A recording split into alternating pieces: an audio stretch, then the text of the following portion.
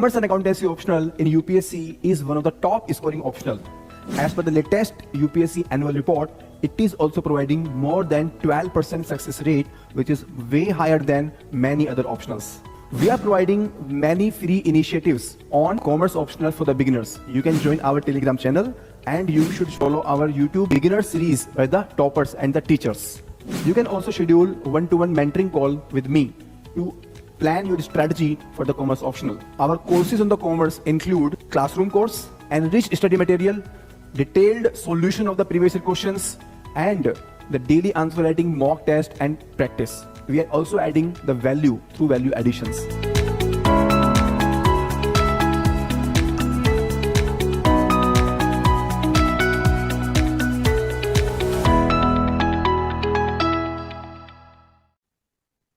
So hello everyone.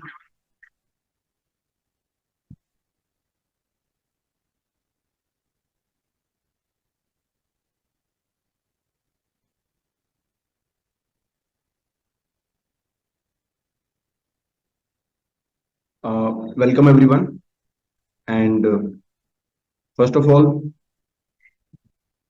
thank you for joining on the Sunday afternoon. And I also welcome Madhav Agarwal, our guest of the session and speaker of the session. So just to start with, how we will plan this session. So initially, we can discuss few things about Mains 24. Those people who are appearing in Mains 24, you can please share your questions and queries. So we will first go through the Mains 24, what is required to be done, any questions and queries that you're facing any problem and content in answer writing and anything. And then we can go for the Mains 25 people or people who are the beginners, their queries. So again, I welcome Madhav Agarwal, and let me introduce him. So he has got rank 211 in the UPSC Civil Service Examination 2023 with the Commerce and Accountancy as an optional. By qualification, he is a chartered accountant, and he joined our test series in Civil Service Examination 2023. And basically, I will say it is all his own effort that he has got a rank. The contribution of Diademy has been very, very little contribution, and the all credit goes to him only. He has put all the effort. I saw he wrote all the tests, which is very, very difficult actually in the prelims to main cycle. This is very, very difficult to write all the tests timely, and he actually did a lot of preparation between the test, and whatever the feedback was given, he was improving upon that from test to test. That is my observation as a examiner or as a teacher, that he did put up a lot of effort in whatever feedback was given or whatever strong areas were pointed out. So why I'm sharing this, because ultimately it comes down to you only, that you have to put an effort. We as an institution, we have very, very limited role in your success. The ultimate credit goes to you people only. So this is my thought. So over to Madhav.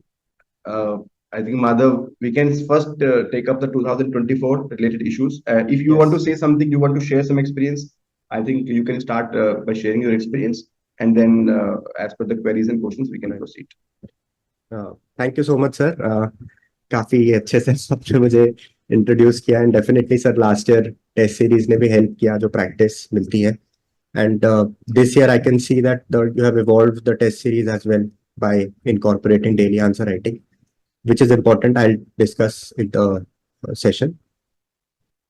I have divided the session basically as sir asked me to do that. First we'll discuss the time management, how we should approach the next 2.5 months. किस तरीके से आपको revision plan करना चाहिए.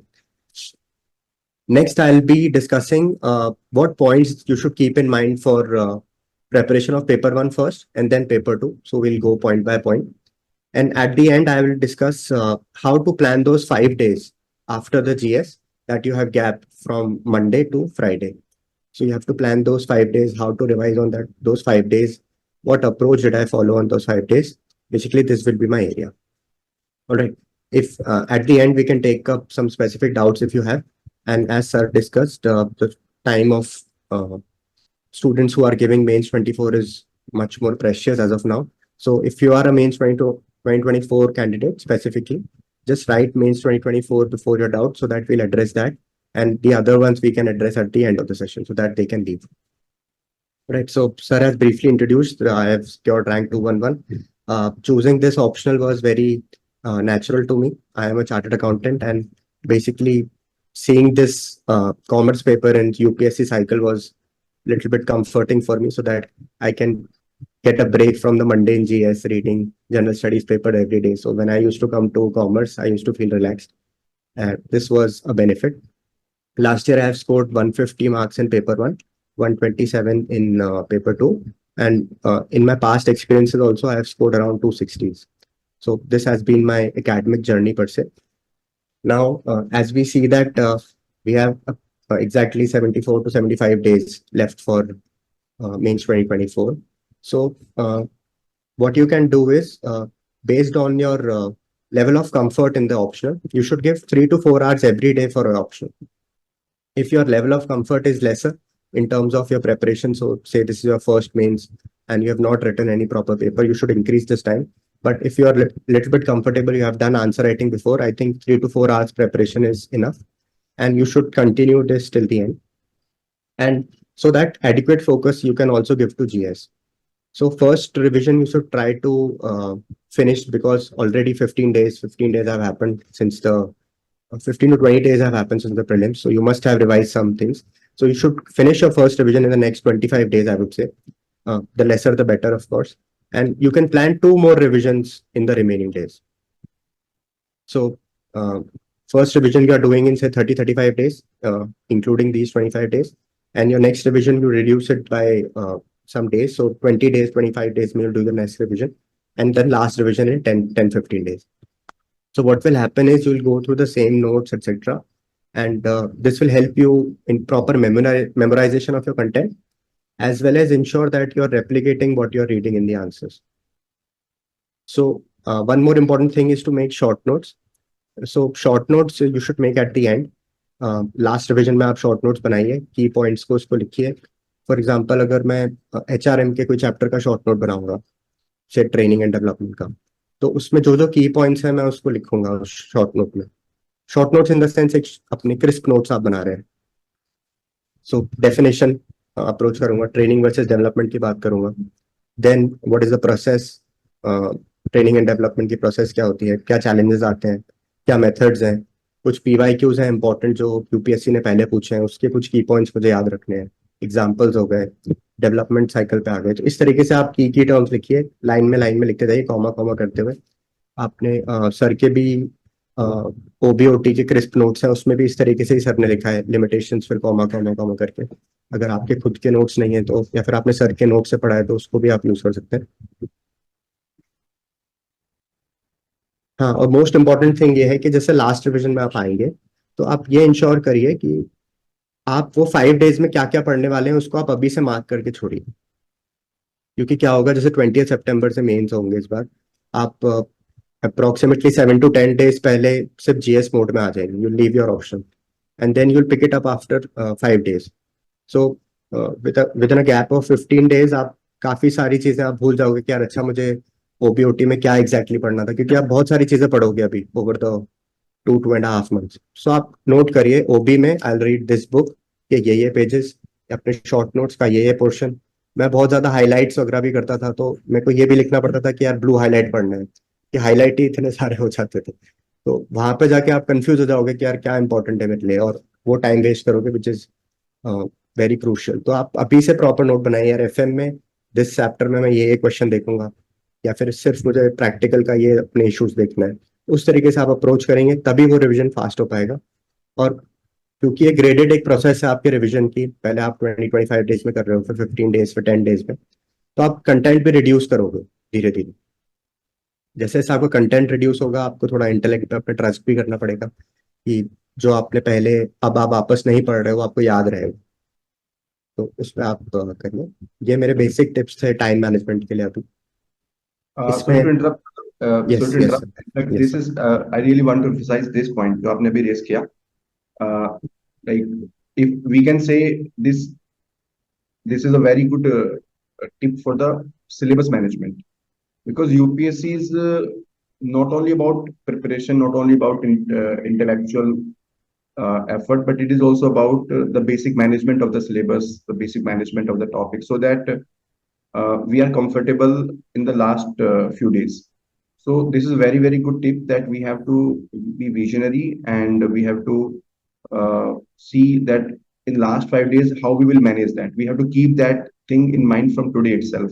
And this is applicable for everyone, including 2025 people, because in 2025, those preparing for 2025 also, they will be putting their 4 5 months now. So that time they will not be able to get back next year. So they have to plan that how will they revise the same content in the next attempt in 2025 within 2 months after the prelims. So this is a very, very important aspect. Yeah, please continue. Yes, so this were the basic tips I had to give for time management, planning your optional, etc. Of course, we'll be doing test series और answer writing आप daily basis पे कर ही रहे होंगे। अब मैं paper 1 के आपको स्पेसिफिक टिप्स देना चाहूंगा। So these tips will are specifically aimed at adding your preparation better. आप कैसे स्कोर अच्छा कर सकते हैं। इसका ऑब्जेक्टिव ये नहीं है कि अभी मैं आपको सोर्स बताऊं कि आप इस सोर्स से पढ़ें या वो मैं अवॉइड कर रहा हूँ। तो सबसे इंपॉर्टेंट पेपर 1 में एक फैक्टर आता है, एक्यूरेसी चाहिए आपको, और एक टाइम फैक्टर को आपको ध्यान रखना है। तो एक्यूरेसी एंड टाइम दोनों के बेसिस पे आपको क्वेश्चन को चूज करना है वहाँ पे एग्जाम में।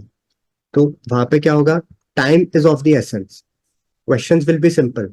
फॉर एग्जांपल आप final accounts you will also have done in class 11th and 12th, same level का सम आएगा अभी, ऑलमोस्ट सेम लेवल का अगर आप पीवाईक्यूज देखेंगे। But because of the new format of balance sheet etcetera, आप उसको not be able to solve that in 30 minutes also with proper format of balance sheet, profit and loss schedules etcetera, also ensuring accuracy in that. So आपको simplicity तो देखना ही है, but उसका time factor भी देखना है कि वो इज इट पॉसिबल कि मैं वो question with in the time frame कर लूँ। 20 minutes, 20 मार्क्स का है या 15 मार्क्स का, डिपेंडिंग ऑन दैट। सो और क्वेश्चन को आप पूरा पढ़िए, you read the question till the end, because initially you feel that the question is very simple, but the demand of the question could be very vague. For example, they are asking you to draw balance sheet before and after amalgamation. So this will increase your time. They are asking you to give journal entries for say 4 years. So all these activities, even if the question is easy, it will cost you time, which is a very crucial thing in paper 1. So question choose करते वक्त आप accuracy और अपने time factor को ध्यान रखिए। Second tip मैं जो देना चाहूंगा आपको इज विद रिस्पेक्ट टू, आप एक लर्निंग शीट और एक फॉर्मुला शीट अपनी बनाते जाइए। बिकॉज अभी आप जैसे पेपर 1 उठाएंगे, you will be solving a lot of numericals, you will be reading theory concepts also. So there you will be making very silly mistakes in your test, in your daily answer writing practices. So हर एक subject के लिए आप एक learning की sheet बनाएंगे, उसमें आप उस मिस्टेक को और नोट डाउन कीजिए। तो उसको नोट डाउन करने के लिए जैसे आप सिली मिस्टेक करिए एफएम में कि यार कॉस्ट ऑफ कैपिटल को आप आफ्टर टैक्स नहीं ले रहे हो, बिफोर टैक्स ले रहे हो, जो भी रिक्वायरमेंट है उसको ढंग से नहीं पढ़ रहे हो, या फिर कुछ क्वेश्चन से आपको लर्निंग मिली कि डेटर्स को किस तरीके से आपको प्रेजेंट करना है एफएम में, एफए में। कॉस्ट अकाउंटिंग में भी आपकी स्पेसिफिक लर्निंग्स हो सकती हैं। तो उस तरीके से आप अगर आप एक लर्निंग शीट बनाएंगे, तो इससे ये क्या फायदा आपको होगा कि जो आपकी 3 महीने की मेहनत है, आप एग्जाम के 1 दिन पहले आप उसको रिवाइज कर लो। अदरवाइज क्या होगा, ये 3 महीने की मेहनत एंड तक आते आते डाइल्यूट हो जाएगी। सो आपकी पूरी प्रैक्टिस जो है वो फेड हो जाएगी। तो बेटर है कि आप एक लर्निंग शीट बनाएं जहाँ पे भी आपकी सिली से सिली मिस्टेक आप उसमें लिखिए। जैसे अगर मैंने 60% का 1/3 किया, दैट कम्स टू 20। मैंने एग्जाम में सपोज कर दिया 30, तो 60 + 30 में 90 लिख दिया, बट 60 + 20 80 होना चाहिए था।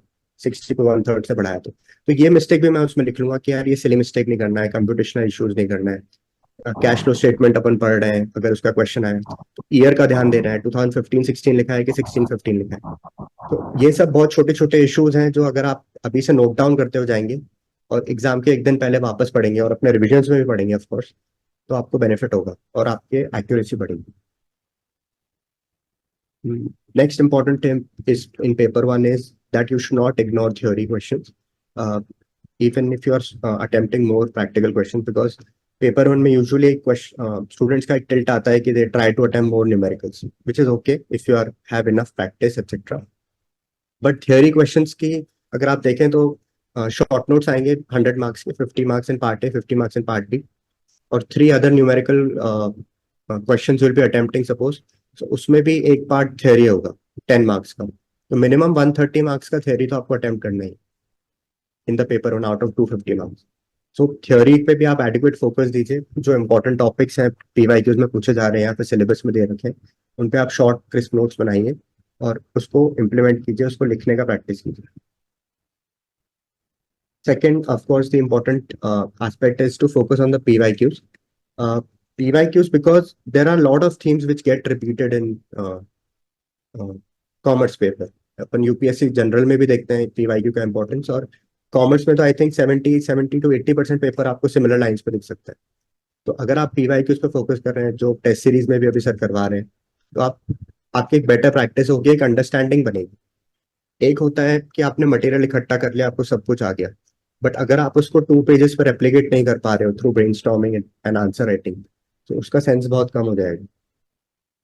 एक चीज और इसमें रहती है कि sometimes the topic which is not asked from a long time, वो एकदम से पूछ लेती है यूपीएससी. तो आप थोड़ा सा ट्रेंड अगर देखेंगे, जैसे ऑर्गेनाइजेशनल इफेक्टिवनेस पे बहुत टाइम से क्वेश्चन नहीं आ रहा था, उस पर सडनली क्वेश्चन आ गया था, आई थिंक लास्ट ईयर ही आया था.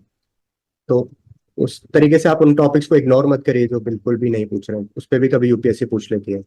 और थोड़ा सा एक ऑल्टरनेट ईयर्स का भी पैटर्न चलता है यूपीएससी के कॉमर्स पेपर में. सो 2021 में जो थीम्स आए हैं वो चांसेस है 2023 में आएंगे.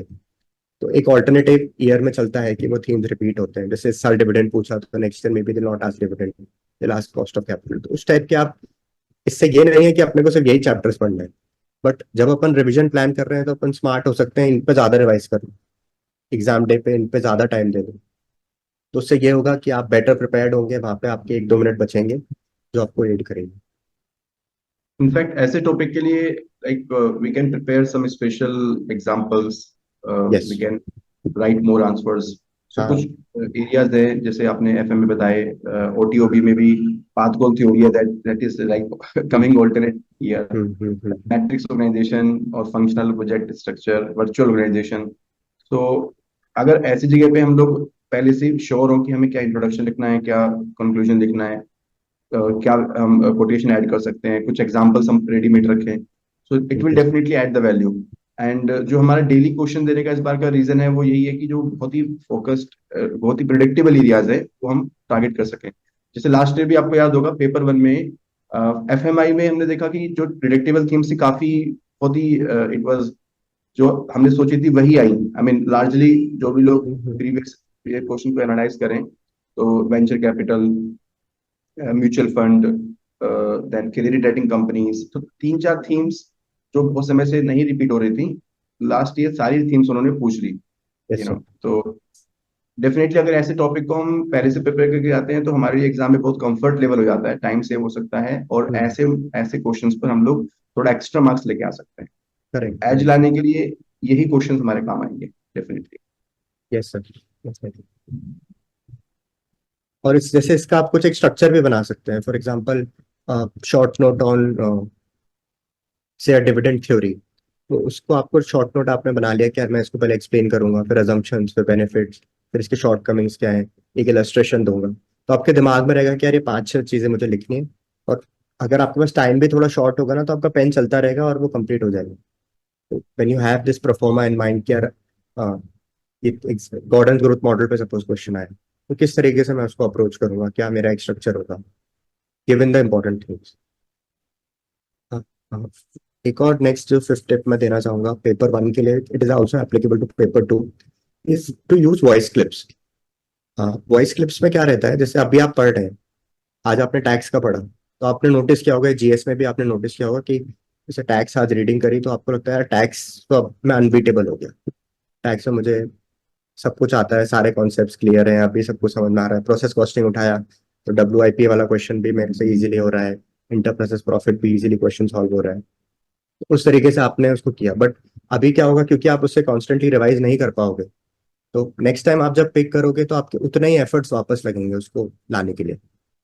तो जैसे टैक्स में कॉन्सेप्ट होता है कि पेंशन्स को किस तरीके से आपको चैप्टर 6A में एडजस्ट करना है, ठीक है। तो अगर आपने इसका खुद को एक्सप्लेन करते हुए एक शॉर्ट क्लिप बना लिया कि यार पेंशन्स को ऐसे एडजस्ट करना है, 81A में इस तरीके से जाएगा, 1B में 50,000 एक्स्ट्रा मिलता है, एम्प्लॉय का इस तरीके से रहेगा, एम्प्लॉय का इस तरीके का, 2-3 मिनट का, तो वो आपको हेल्प करेगा। ये कुछ स्पेसिफिक कॉन्सेप्ट्स के लिए मैं करता था। फिर पेपर 2 के लिए मैं करता था कि अपने नोट्स जो भी आपने उठाए, आपके शॉर्ट नोट्स हो या फिर फुल नोट्स हो, आप वॉइस रिकॉर्डर ऑन कर दीजिए और नॉर्मली आप पढ़ते रहिए उसको। एक आपकी 1.5 आवर्स 2 आवर्स की एक शॉर्ट वॉइस क्लिप बन जाएगी फॉर द पेपर 2 नोट्स, खुद ही की आवाज में, जो आप खुद ही को एक बार पढ़ रहे हो अभी। क्योंकि लर्न जर्नी बहुत लंबी है, 70 डेज की जर्नी है। आपको बहुत सारे दिन आएंगे जिस दिन आपका बिल्कुल पढ़ने का मन नहीं करेगा। उस दिन अगर आप देखोगे कि यार मेरा ओटी पूरा इज रिकॉर्डेड इन 2.5 आवर्स, तो आप सिर्फ कान में लगाओ के and will just listen through. तो उससे आपको होगा कि आप वापस टच में भी रहोगे और एक फास्टर रिवीजन आप उसका कर सकते हो, और बहुत सारी चीजें कंडेंस हो जाती हैं। तो बिकॉज कॉमर्स का सिलेबस थोड़ा वाइड है, तो इसमें बहुत सारी चीजें आपकी ऐसी होंगी, कुछ फेवरेट्स होंगे, कुछ नॉट सो फेवरेट एरियाज होंगे। जैसे मुझे अकाउंटिंग स्टैंडर्ड्स वगैरह बहुत ज्यादा पढ़ने में मजा नहीं आता था, तो एक्सपर्टीज है बट उसको बार बार देखना थोड़ा बोरिंग लगता था। सो मैंने उसका एक वॉइस क्लिप बना लिया ½ एन आवर का। अब ½ एन आवर अब ऐसा लगता है कि वो एफर्ट मैं खुद पढ़ने बैठूं तो मैं उसमें 2 घंटे लगा दूं, बट अगर मैं सिर्फ ½ एन आवर में 1 घंटे में उसको रिवाइज कर लूँ सुन के, that is more effective and gives less strain on my brain. तो ये आइडिया था जो मैं वॉइस क्लिप्स का यूज करता हूँ। जीएस में भी आप इसको अपनी फैक्ट शीट्स या कुछ रिकॉर्ड करने के लिए यूज कर सकते हो, एग्जाम के पहले आपने फटाफट सुन लिया, तो it is very effective. 2-3 tip और है पेपर 1 में। एक है कि क्वेश्चन 1 और question 5 is a compulsory question आप जो करते हैं शॉर्ट नोट्स का। तो 5 मिनट्स में आप कभी भी उसको मत पढ़िए जो आपको 5 मिनट्स रीडिंग टाइम मिल रहा है, बिकॉज एनीवेज आप उसको आपको अटेम्प्ट करना ही है। तो आप 5 मिनट्स और मेरे हिसाब से 5 to 7 मिनट्स और ले सकते हैं ऊपर। उसको आप इफेक्टिवली यूज करिए in choosing the question that you want to attempt. थोड़ा सा आप साइड में सॉल्व भी कर सकते हैं कि अच्छा ये अप्रोच है, ये जाएगा। एग्जैक्ट सोल्यूशन निकालने की जरूरत नहीं, बट एक अप्रोच अगर आपको आ गया तो आप विद इन टाइम फ्रेम उसको सॉल्व कर पाएंगे। इसी टाइम और उस प्रैक्टिकल की वजह से मैं अवॉइड करता था थोड़े से टैक्स के, अमेलगमेशन के, फाइनल अकाउंट्स के न्यूमेरिकल्स, क्योंकि एक तो टाइम टेकिंग होते थे, बट टाइम टेकिंग होते थे, एंड सेकंड इसमें कुछ भी एक एडजस्टमेंट गलत होता था तो फाइनल रिजल्ट भी गलत होता। जैसे टैक्स का आपने एक एडजस्टमेंट गलत कर दिया तो टोटल इनकम गलत, फिर टैक्स कंप्यूटेशन भी गलत। सो अनलेस मैं पूरा श्योर नहीं होता था उस क्वेश्चन को, मैं नहीं पिक करता था। तो चूज करने में मैं कंसिडरेबल टाइम लेता था। बट इसको आप ऐसे थंब रूल मत बनाइए कि अमेलगमेशन करना ही नहीं है। आप उस दिन के सिचुएशन पे आपको देखना पड़ेगा। अगर आप कॉस्टिंग में बहुत श्योर है, उस दिन हो सकता है you get a very difficult question in costing जो आपने नहीं पढ़ा, तो फिर आप क्या करेंगे। So you have to prepare for everything, but एक जनरल आप इसको ध्यान रख सकते हैं। एक लास्ट टिप पेपर 1 में to boost your marks could be that practical questions में आप थ्योरी डालने का कोशिश करिए जहाँ पे पॉसिबल हो, स्पेस हो, टाइम हो, and vice versa also. Theory questions में जहाँ पे आप पॉसिबल हो आप इलस्ट्रेशन और प्रैक्टिकल डालेंगे। उस तरीके से क्या होगा, जैसे क्वेश्चन आया गॉर्डन ग्रोथ मॉडल पे, आपने छोटा सा एक न्यूमेरिकल बना दिया, D1 ये है, G ये है, और अपना कॉस्ट ऑफ इक्विटी है, तो प्रोबेबल अपनी एक्सपेक्टेड प्राइस ये आ गई। शॉर्ट 2 लाइन का न्यूमेरिकल वहीं पे आप बना सकते हैं, आप पहले से भी बना सकते हैं। या फिर गॉर्डन ग्रोथ मॉडल की थ्योरी पर आपने सॉल्व करी है, क्वेश्चन है सपोज 15 मिनट्स आपको है उसके लिए, बट आपने 10 मिनट में ही कर दिया, तो give 2-3 minutes for writing some theory about paper 1 of that concept. So yeah, these are the main things that I want to discuss about the paper 1. Madhav, I would like to ask a question. Yes, yes. In paper 1, most of the people they face very uh, big issue in the theory that because most of the time is spent in the numerical. पहले हम numerical start करते हैं and फिर theory के समय बचता नहीं है और फिर हमें लगता है कि theory तो कर ही लेंगे। So this is one feeling which most of the aspirants share with me, and especially those people who are the professionals. तो एक रेसिस्टेंस आता है, एक हेसिटेशन आता है कि थ्योरी पढ़ना पड़ेगा, थ्योरी को करना पड़ेगा। तो एवरीवन नोज थ्योरी इंपॉर्टेंट है पर करता कोई नहीं है। So how do you manage this? Sir theory जैसे मैंने भी डिस्कस किया, 130 मार्क्स का तो थ्योरी लिखना ही है। वो भी जब है जब आप सारे न्यूमेरिकल क्वेश्चंस कर रहे हो। यस। अगर आपने 20-15 मार्क्स के कॉम्बिनेशन में या 20-10 के कॉम्बिनेशन में आपने किया, तो हर क्वेश्चन में आपको 100 मार्क्स से शॉर्ट नोट्स लिखना है, और 2-3 थ्योरी क्वेश्चन, जो आप 3 क्वेश्चन सिलेक्ट करोगे उसके सी पार्ट में आपके यूजुअली थ्योरी क्वेश्चन हो। तो आपको 130 मार्क्स या प्लस का थियरी करना है, तो सिर्फ पेपर 1 को न्यूमेरिकल नहीं देखना चाहिए। And this could be the main reason आप पेपर 1 में स्कोर कम कर रहे होगे, कि आप थ्योरी पे एडिक्वेटली फोकस नहीं कर रहे हो। अब थ्योरी आपको ऐसा पूरा नहीं पढ़ना है, of course, because paper 1 is a conceptual paper, तो आप अच्छे से चीजें एक्सप्लेन कर पाओगे, रिलेट कर पाओगे, अजम्पशंस, इंपॉर्टेंट चीजों की लिख पाओगे इजीली। बस शर्त यह है कि आप पीवाईक्यूज देखिए, और जो इंपॉर्टेंट अपने सिलेबस के एरियाज हैं उसको आप प्रिपेयर कीजिए। सब कुछ मत प्रिपेयर कीजिए अगर आपसे नहीं हो पा रहा है तो। At least important themes of the PYQs पे आपको फोकस करना चाहिए, and of course the syllabus के पॉइंटर्स जो एग्जैक्टली सिलेबस में दे रखे हैं, उस पर आप थोड़ा सा भी कंटेंट क्रिस्प बना लेंगे तो वहां पे आपकी स्पीड बढ़ जाएगी और बेटर डिलीवरी हो पाएगी कंटेंट की। True true. Yes sir. Paper 2 का एक बार देखते हैं। पेपर 2 में बहुत ज्यादा मुझे हेल्प किया था इंडिविजुअल और ग्रुप लेवल पे आंसर राइटिंग करना। सो जैसे हम लोग ग्रुप बनाते थे, मैं था उसमें, कमलेश था, he has also secured rank, Amita also gave interview last year, and others have also joined in the past attempts with me.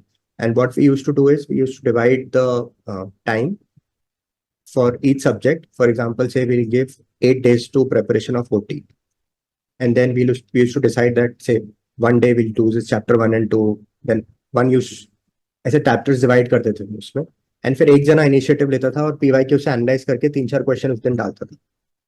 तो दैट डेली आंसर राइटिंग आप जब रिगरस वे में करते हैं, एक आप अबव एवरेज लेवल पे पहुंच जाते हैं, because you are practising PYQs, आपने सारी थीम्स को देखा है, स्टडी किया है, और एक दूसरे के आंसर्स देखेंगे, फीडबैक लेंगे, तो बेस्ट होगा। Similar model I think sir भी इस बार फॉलो कर रहे हैं, तो वो भी आपको हेल्प करेगा। और आपको रिग्रेस करना है तो आप इंडिविजुअल लेवल पे या फिर अपने ग्रुप से भी इसको कर सकते हैं। आंसर आप लिख नहीं रहे हैं तो एटलीस्ट ब्रेनस्टॉर्म करिए कि if the question is coming about, से, ऑर्गेनाइजेशंस की एज अ प्रोसेस, या किस तरीके से उसको अप्रोच करना है, तो मैं क्या क्या उसमें लिखूंगा। अच्छा, मेरे कंटेंट क्या क्या आ रहा है, क्या वैल्यू एडिशन मैं उसमें कर सकता हूँ, इंट्रो कंक्लूजन में कैसे लिखूंगा वहां पे, बिकॉज वहां पे आपको रेजिस्टेंस आएगा। सेकेंड एस्पेक्ट इज कि आप इसके मल्टीपल रिविजन ट्राई करिए, स्पेशली ऑफ पेपर 2, कि जितना ज्यादा आप रिवाइज करेंगे, थिंकर्स उतने ज्यादा आएंगे, उतने ज्यादा एग्जाम्पल्स, कोट्स उतरेंगे। और मेमोराइजेशन इज अ की फैक्टर जो आपको पेपर 2 में मार्क्स लेके आएगा, अपार्ट फ्रॉम एप्लीकेशन। तो जब तक आप मेमोराइज नहीं करेंगे चीज़ों को जो रिक्वायर्ड है, आप पेपर में उतार नहीं पाएंगे with in the time frame. अब रिविजन आप किस तरीके से कर सकते हैं? रिविजन का मेरे को सबसे अच्छा अप्रोच लगता था कि आप एक्टिव रिकॉल करिए कंटेंट को अपने। सो जैसे आपने आज कोई भी टॉपिक आपने पढ़ा होगा, ट्रांजैक्शन एनालिसिस आपने पढ़ा सपोज, तो ट्रांजैक्शन एनालिसिस में आपने अभी आपने नोट्स नहीं खोले, आपने सोचा ट्रांजैक्शन एनालिसिस में आपको क्या क्या याद आ, ठीक है, तो ट्रांजैक्शन एनालिसिस स्टेप 1 आपको याद आ रहा है उसकी डेफिनेशन। डेफिनेशन में की थिंकर उसका कौन था वो आपने लिखा, Eric Berne was a thinker. फिर देन आपने सोचा ट्रांजैक्शन एनालिसिस में क्या आता है, टाइप्स ऑफ ट्रांजैक्शन आते हैं, 4 तरह के ट्रांजैक्शन होते हैं। Then what is the scope of transaction analysis, आपने डिफरेंट डिफरेंट स्कोप्स लिखे कि ट्रांजैक्शंस को समझने के लिए।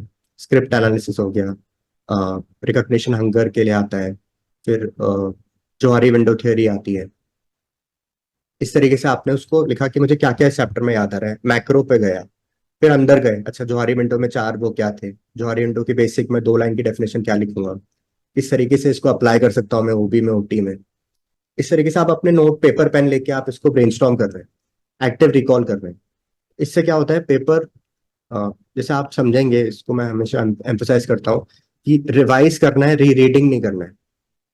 अपन बोलते हैं रिविजन, मतलब आपके विजन के सामने आनी चाहिए जो आपने पढ़ा है, वर्सेस री रीडिंग। आपने आज पढ़ा एक चैप्टर, कल वापस उसको पढ़ लिया, परसों वापस पढ़ लिया, उससे क्या होगा कि वो सिर्फ आप री रीडिंग कर रहे हैं, रिविजन नहीं हो रहा है कि वो आपके आंखों के सामने नहीं आ रहा है। बिकॉज अब आप ये पूरी एक्सरसाइज करेंगे, so you will identify areas जो आपको बिल्कुल भी याद नहीं आ रहे। फॉर एग्जाम्पल जोहारी विंडो आप उस वक्त पढ़ते तो हो सकता है आप चारों पढ़ लेते, बट आपने क्योंकि माइंड को थोड़ा स्ट्रेस दिया, या अच्छा यार व्हाट आर द 4 जो क्वाड्रेंट्स हैं उसमें क्या क्या है, अच्छा आई कुड रिमेंबर ओनली 2, बाकी के 2 मुझे याद नहीं आ रहे, तो आपने वहां पे सर्कल मार्क कर दिया। Now when you will pick your notes, आप पहले उन चीजों को देखिए जो आप भूल रहे हैं, उससे क्या होगा, वो आपकी लॉन्ग टर्म मेमोरी में जाएंगे, नेक्स्ट टाइम आप उनको नहीं भूलेंगे। तो this is a very good way of revising, और actual way of revision rather than rereading. Generally अपन जो अपन क्वेश्चन चूज करते हैं, out of we get 8 options, 1 और 5 आपको करना है, 3 चुनना है आउट ऑफ 6। तो यूजुअली स्टूडेंट्स ट्राई करते हैं ओटीओबी में अटेम्प्ट करें, ज़्यादा वहाँ पे थिंकर्स रहते हैं, अपने पास कोड्स और वो भी रहते हैं। ये आपके सब्जेक्टिव है, उस दिन पे भी डिपेंड कर सकता है जहाँ पे आप कंफर्ट लेवल है। जैसे एचआरएम आईआर में भी आपको अच्छे एग्जांपल्स और कोटेशन हो सकते हैं, तो उस सिचुएशन पे भी आप इसको दीजिए। अनलाइक पेपर वन, यहाँ पे टाइम आपको इशू नहीं होगा, स्पेशली बिकॉज यूपीएससी में 20 मार्क्स और 15 मार्क्स दोनों के लिए 3 पेजेस ही मिलते हैं। सो आपको 20 20 10 का अगर मिल रहा है तो you have to write only 3 3 and 2, 8 pages आपको लिखने हैं। और यूपीएससी में भी 15 मार्क्स का मेंस में क्वेश्चन आता है, जीएस में, उसमें भी आपको 3 लिखना होता है। तो 20 मार्क्स में भी आपको 3 पेजेस ही भरने होते हैं in most of the times paper 2 में। तो टाइम का इशू आपको नहीं आएगा, अच्छे से आप उसको लिखिए, प्रॉपर राइटिंग में प्रेजेंटेशन उसका अच्छा कर सकते हैं। और ट्राई करिए कि क्या वैल्यू एडिशन इसमें कर सकते हैं, एग्जाम्पल्स थिंकर्स आप डाल सकते हैं, कोट्स एग्जाम्पल्स को यूज कर सकते हैं, करंट अफेयर्स के मटेरियल्स को यहाँ पे ला सकते हैं। आपको ये सब ध्यान रखना है, बट इसको ओवरड्यू नहीं करना है। दिस इज एज वी से, it is only the cherry on the cake. आपको केक फिर भी आपका कंटेंट रहेगा, आपकी अंडरस्टैंडिंग रहेगी, किस तरीके से आप स्ट्रक्चर कर रहे हैं। सिर्फ एग्जाम्पल ओरिएंटेड आप नहीं कर सकते। और यहाँ पे मेरे को मेन, इंटरप्ट, जो कोर चीज है ना उसको मिस नहीं करना है। लाइक करेक्ट करेक्ट, ओटी में जो कोर कॉन्सेप्ट है, suppose they are asking the question on matrix structure, so you have to focus on the core aspect, जो उनके कीवर्ड्स है ना उसको मिस नहीं करना है। कई बार क्या होता है कि हम लोग सिर्फ एक हल्का सा हिंट दे देते हैं and then we start explaining through the example. So explaining through example is not okay, just giving the hint of example is very very much sufficient. Yes और यस, आपका जो पॉइंट था, सेकंड पॉइंट, कि even we can make HRM and IR also as a first choice if we have good examples in human resource management. In human resource management, there are lots of examples available as compared to OTOB. We have more examples in HRM nowadays. Yes तो जैसे आपने भी last time देखे होंगे जो mains 24 yes. में हमने example दिए थे, हैंड रिटन एग्जांपल्स। तो did you find those examples? Were you able to use that examples in that paper? Yes sir. So HRM? Next point में वही डिस्कस करने वाला था वैल्यू एडिशंस के बाद, कि यहाँ पे मेरा मेन एसोसिएशन था लास्ट ईयर सर से। सो कोई स्पेसिफिक क्लास लेने का तो मेरे पास बैंडविड्थ था ही नहीं, और इतना मैं रिक्वायरमेंट फील भी नहीं करता था, ना कि डिटेल नोट्स में जाने का। तो सर से लास्ट ईयर इंटरेक्शन हुआ था और समझ में आया था कि एक थोड़ा सा फीडबैक से इम्प्रूव हो सकता है। And of course the value addition material जो सर शेयर करते हैं, कोड्स वगैरह, एग्जाम्पल्स हैं, कॉर्पोरेट एग्जाम्पल्स, डेफिनेशंस का कंपाइलेशंस, तो जहाँ पे मेरा गैप था मैं वहां से उस चीज को पिक कर लेता था, apart from the test feedback. तो टेस्ट में भी कुछ चीजें अपने को समझ में आती है जब आप लिखते हो कि यार इस पे प्रॉपर डेफिनेशन नहीं है, ये वाली डेफिनेशन ज्यादा अच्छी लग रही है, तो उसको पिक कर लेते हैं। सेम गोज फॉर कोट्स, की ये जेनरिक कोट्स हैं। कोट्स यूजुअली मुझे याद करने में बहुत पेन होता है, एग्जैक्ट उसको रखने में, बट थोड़े से एफर्ट से आप बेटर कर सकते हो अपना आंसर। शॉर्टर कोट्स आप लीजिए, उन कोट्स को पिक करिए जो ज्यादा आप मल्टीपल जगह पे यूज कर सकते हैं। एंड ऑफ कोर्स आप सोचिए कि मैं इसको कहाँ कहाँ डाल सकता हूँ, तो उस तरीके से आप यूज करिए, ओपन एंडेड थोड़े से। एंड सेकंड, जो सर कॉर्पोरेट एग्जांपल्स की बोल रहे हैं, एचआरएम में सर का काफी डिटेल्ड कंपाइलेशन है उस पर। So that also will help you in giving examples, not only of the topic, but आपको सब टॉपिक्स के भी मिल जाएंगे। जैसे मुझे याद है ट्रेनिंग में भी सर ने बहुत सारे एग्जांपल्स कलेक्ट करे हैं कि एथिकल ट्रेनिंग किस तरीके से। I have taken those examples from very good books. जितनी भी human resource management की बुक हैं, तो जब मैं फाउंडेशन कोर्स में पढ़ाता हूँ तो I always pick up the examples from there. तो वो सारे examples मैंने compile करके I gave to the mains students. तो मुझे लगता है कि मेरा actually human resource management को देखने का तरीका बदल जाता है जब मैं example के थ्रू उसको explain करता हूँ। और मुझे लगता है कि same thing students can, I mean, in our answers also we can do. In human resource management, the example driven question, example driven answer can be there in some topics, because वहाँ पे कुछ ज्यादा core concept होता नहीं है, हमारे पास लिखने के लिए ज्यादा नहीं होता। In fact, there are some topics where it is difficult to get 150 words or even 250 words. अगर वो short note पूछते हैं, suppose उन्होंने क्वेश्चन पूछा ethical training और adult, वहां पर हमारे पास कंटेंट होता ही नहीं है, वही घुमा फिरा के एडवांटेज डिसएडवांटेज लिखते हैं। बट वहां पर अगर हम अपना कोई इस तरह का एग्जाम्पल ऐड ऑन कर दे, जैसे एक टॉपिक है 360 डिग्री ट्रेनिंग, तो वहां पर इतने एग्जाम्पल्स अवेलेबल हैं कॉर्पोरेट्स के कि कैसे कैसे सही अलग बात है। अलग लोग और डिफरेंट टाइप्स ऑफ ट्रेनिंग में हम अगर ट्रेनिंग के टाइप्स, अगर जो उनका नाम होता है the name itself makes the feature clear कि what this training is all about. But Yes. उसके एग्जांपल के थ्रू अगर हम उसको एक्सप्लेन कर दें तो that can really bring the wonderful marks. In the human resource management especially, I will say we have to add lots of examples, and in the industrial relation actually, जो हमारी national labour commission की recommendations हैं, these recommendations can do wonders. ये चीज moment पे last year share की थी। I don't know whether you people were able to incorporate it और not, but especially some people were asking me sir IR में कैसे valuate करें। So I went through lot of books and I found कि कुछ एक common running theme है जो हम लोग नॉर्मली फॉलो नहीं करें, that is national labour commission recommendations. So वो चीजें हैं जो हमारे लिए ऑथेंटिकली, जैसे हम लोग जीएस में सेकंड ईयर से रिकमेंडेशन ऐड ऑन करते हैं, आईआर में we can add on these instead of writing general suggestions, we can add some authentic points. Yes sir, वही सर। एक्शन भी is also very good if you can do हाँ it. Sir, training and development में इतने सारे examples हैं। Ethical training का अलग, diversity training का अलग, एक माइक्रो ट्रेनिंग का भी था। उबर का आपने लिखा था 10 मिनट्स का कुछ ट्रेनिंग देते Yes, हैं वीडियोस को। तो micro learning है, micro हाँ, learning trainings. There तो is a इस तरीके से अगर आपको टाइप्स ऑफ ट्रेनिंग पे ही आ गया और आपने इतने एग्जांपल्स से सब्सटैंशिएट किया तो वो बहुत अच्छा जाएगा, आपको भी कॉन्फिडेंस आएगा लिखते हुए। सो ये था मेन मेरा पेपर 2 का। सर एक 5 days। sorry to interrupt you, Madhav. Here I would like to emphasize one thing. कि we have the examples and we arrange these examples, ठीक है, but the major problem is aspirant faces that they are not able to incorporate in the answers. When it is a actual answer writing, they are not able to incorporate. So I have a small tip there that from the starting only, please start visualizing that where all I will be using this example. और जब भी आप answer की brainstorming करेंगे, please again recall that okay I will use this example, I will use this example, I will use this example multiple times.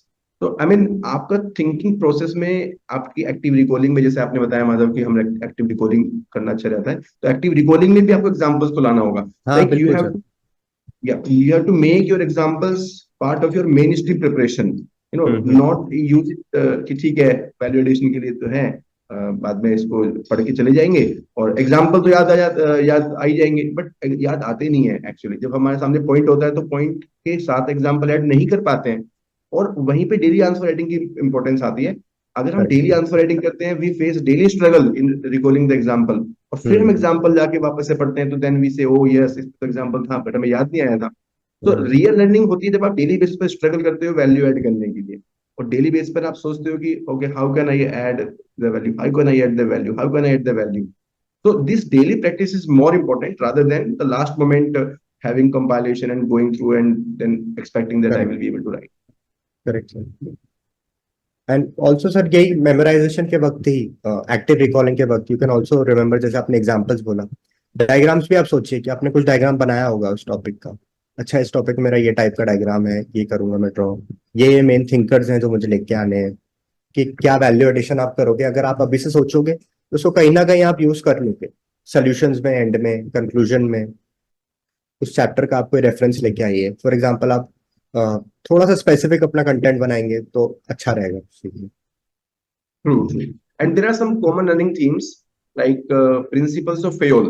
So हमें सबको पता है principles of Fayol है, 11th 12th क्लास में भी हम लोग पढ़ते हैं, but I see people rarely use those principles in their answers.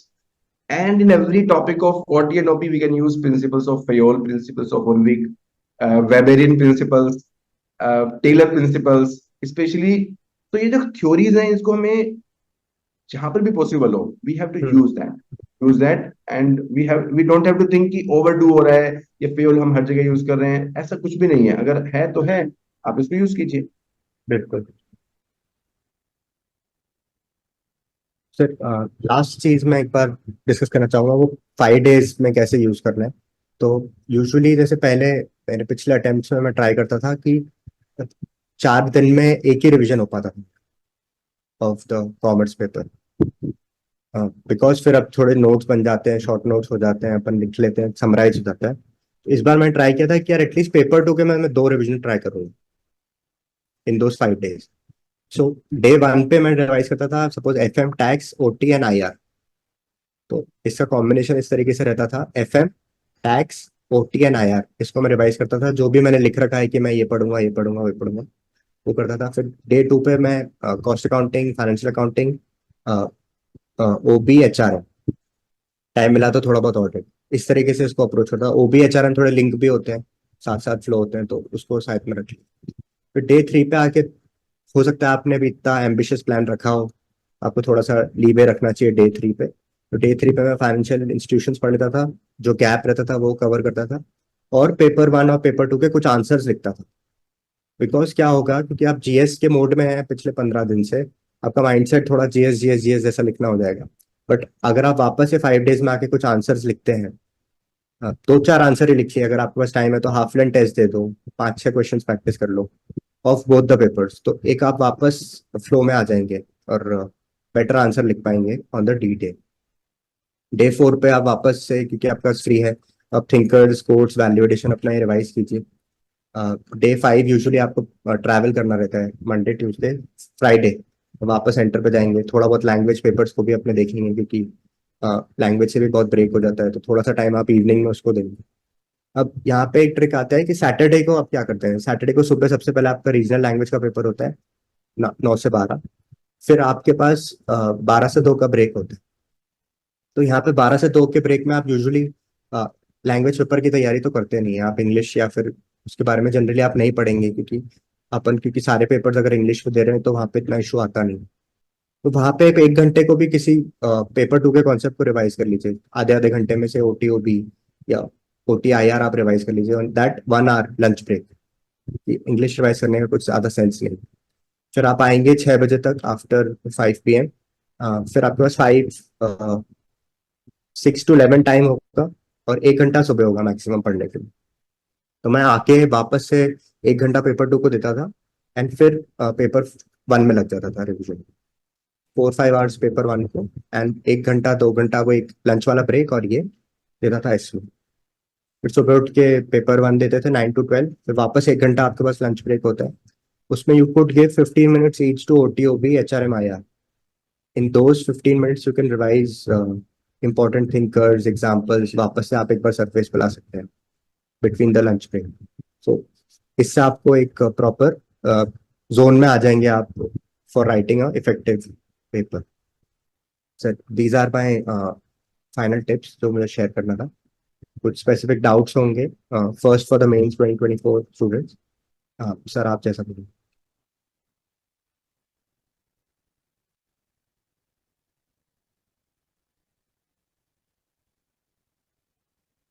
जो भी आपके डाउट्स हैं आप चैट में भी डाल सकते हैं, There is a या फिर question, डायरेक्टली पूछ भी सकते हैं। Yes sir. yeah, there is a question regarding accounting standard. So do you have the chat with you? There is a, yes yes yes sir. so there is a question with Ritesh.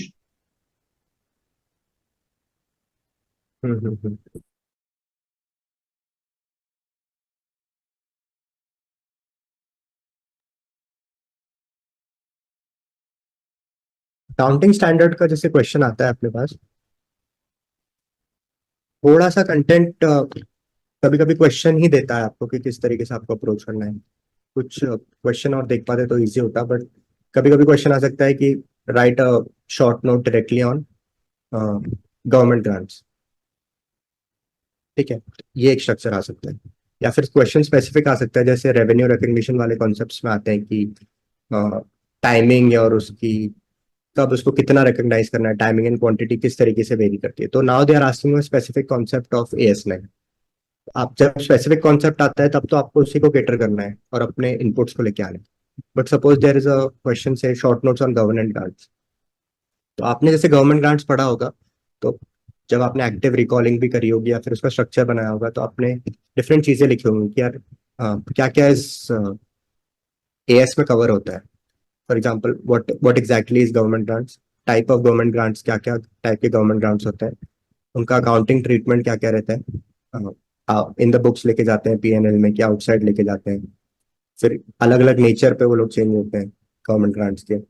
Second aspect रहता है कि क्या इसको reverse कर सकते हैं recognition जब हो गया, क्या इसके बेसिक प्रिंसिपल्स हैं for recognition of government grants, कि श्योर होना चाहिए आप कंडीशन फुलफिल कर पाएंगे। सेकेंड होना चाहिए कि you are sure that you will be able to receive that grant from the government, तो अभी आप उसको रिकॉग्नाइज करेंगे। फिर कुछ प्रेजेंटेशन के आप आखिरी में डिस्क्लोजर्स कुछ दे सकते हैं, गवर्नमेंट ग्रांट्स के बारे में आप क्या डिस्क्लोज कर सकते हैं। This is general format that you can follow, right.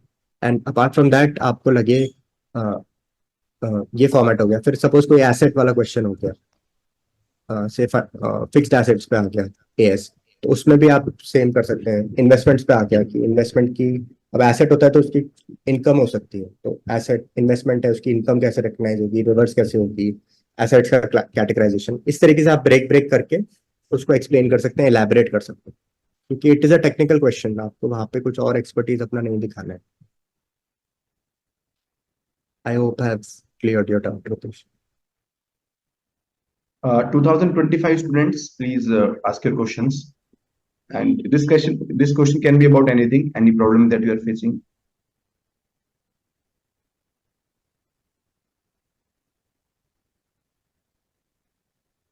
Garima, there is a question.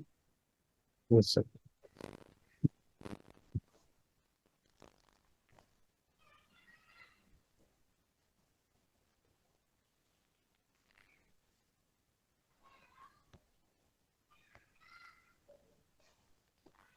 जैसे अगर आपने सीए इंटर का आपका मॉड्यूल है तो एक डेफिनेटली कंफर्ट आता है, आप अगर अपने पुराने मटेरियल को देखते हैं, जैसे एक सीए इंटर हो गया या फिर आपका ग्रेजुएशन हो सकता है कॉमर्स में, तो क्योंकि आपने अगर सपोज वहाँ पे फाइनेंशियल मैनेजमेंट पढ़ा है, वहाँ पे मेहनत करी है, अगर आप वापस अपने नोट्स को एक बार गो थ्रू करते हैं तो डेफिनेटली आपको एक कंफर्ट आता है और ईज होती है आपकी प्रेपरेशन, राइट। तो आप उसको यूज कर सकते हैं, बट उसको आप लेवल, बस ये ध्यान रखिएगा कि लेवल आप उसको यूपीएससी स्टैंडर्ड ही रखें। कुछ कुछ क्वेश्चन बहुत ज्यादा ऑब्सक्योर आते हैं, बट कभी कभी आप देखेंगे डायरेक्टली सीए इंटर से भी यूपीएससी ने पिक करे हैं क्वेश्चंस पास्ट में, तो वो आपको डेफिनेटली एक एक्स्ट्रा प्रैक्टिस देगा। बाकी आप कोई भी मटेरियल यूज करिए कोचिंग्स का फॉर योर प्रैक्टिस, बिकॉज उन लोगों ने उसको इस तरीके से डिजाइन किया है कि आप यूज कर पाए, right. In fact, I would like to add one thing here. Yes, कि गरिमा, अगर आप ऑलरेडी आईसीआई सी एंटर हैं तो आप start with the previous question. आप प्रीवियस क्वेश्चन सॉल्यूशन से स्टार्ट कीजिए, बिकॉज आपको कंटेंट पूरा आता ही है और आपको सब कॉन्सेप्ट पता ही है, तो आप प्रीवियस क्वेश्चन सॉल्यूशन पढ़ते रहिए, and you wherever you feel you are lacking, you can add on the content there. So this thing can work. Yes sir, उससे आपको एक डेप्थ भी मिल जाएगा। मैं भी जैसे प्रैक्टिस मैनुअल आता था पुराना सीए का, तो वो क्योंकि मैंने देख रखा था तो मैं उसको कभी कभी रेफर करता था फॉर एडिशनल प्रैक्टिस, क्योंकि एक टाइम के बाद सेम सेम क्वेश्चंस आपको मिलते हैं, right? Corroborated by the fact that Bhakta. Yeah, Arpita, you have some question? I think this is a mistake. In fact, CA जो स्कैनर होता था, I prepared the MIS paper from previous question only, and I got 80 plus marks. तो वहाँ पे तो हम ऐसे ही करते।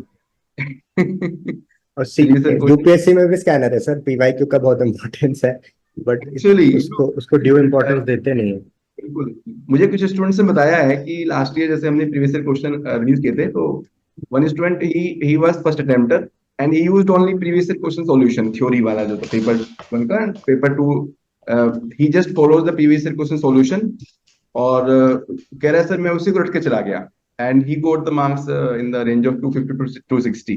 तो आपने देखा होगा पूरा डिटेल में है, लाइक पूरा कंटेंट मैंने उस पर डाला हुआ है, इस पॉइंट ऑफ व्यू से डाला हुआ है कि अगर कोई इसको एज ए मेजर रिसोर्स भी यूज करना चाहता है ना, क्योंकि कई स्टूडेंट ऐसे होते हैं इनके पास टाइम नहीं होता, लिटरली टाइम नहीं होता, प्रीलिम्स के बाद they start optional and they can not do so much of research कि वो प्रीवियस क्वेश्चन देखें, then they find out the content in material, फिर वो उसको सेग्रीगेट करें एंड ऑल। तो हमने जो प्रीवियस क्वेश्चन सॉल्यूशन आए हैं वो ऐसे बनाए हैं कि it can be used as a one stop solution in case of emergency.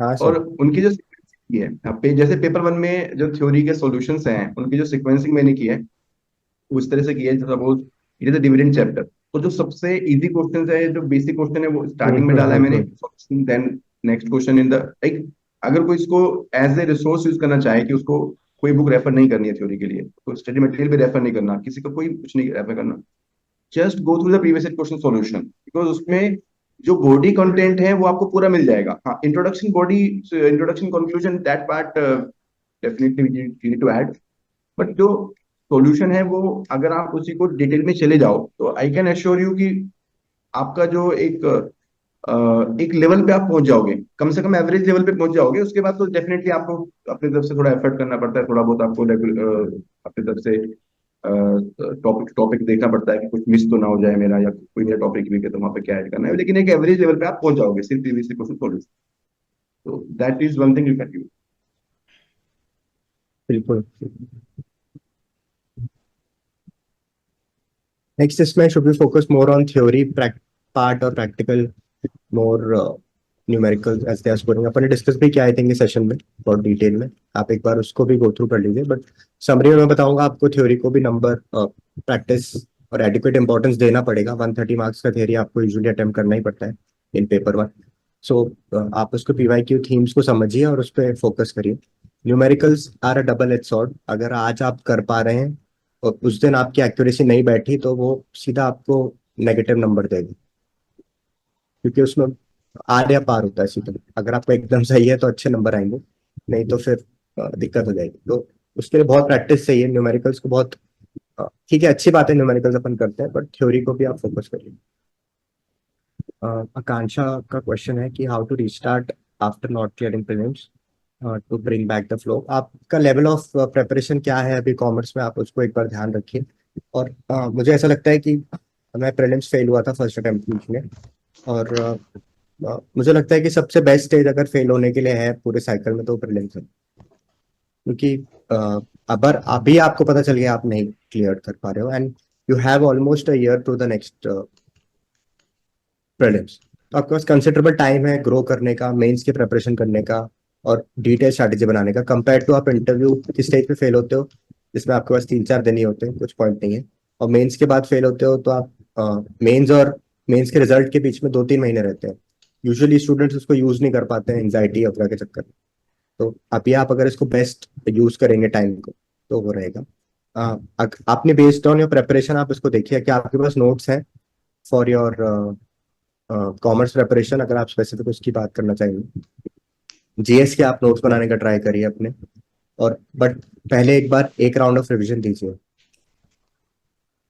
Again फिर पीवाईक्यू प्रैक्टिस करिए। कुछ पार्टनर्स आप ढूंढ सकते हैं थ्रू कॉमन टेलीग्राम ग्रुप्स या वो सब, तो उससे आप प्रैक्टिस करिए, पीवाईक्यूज को ब्रेनस्टॉर्म करिए लिखने का, दैट वुड हेल्प। कोई सपोर्ट आप सर से भी ले सकते हैं with respect to any feedback etcetera. Limited source to refer to for BCom graduate.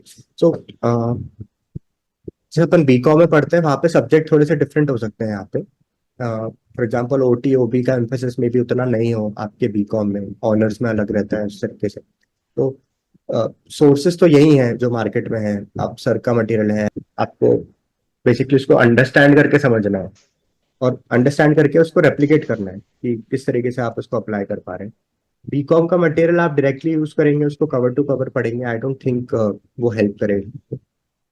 जो सर ने और कोचिंग से उनने मेहनत करी है उसको नोट्स बनाने में, आप उसको यूज करिए, और जहाँ पे डाउट्स हो आप फिर जज कर सकते हैं कि आपको क्लास लेना चाहिए क्यों। फॉर एग्जांपल जैसे पेपर 2 में मैंने मटेरियल पढ़ा था, तो इनिशियल वे में मुझे थोड़ा दिक्कत आती थी समझ में।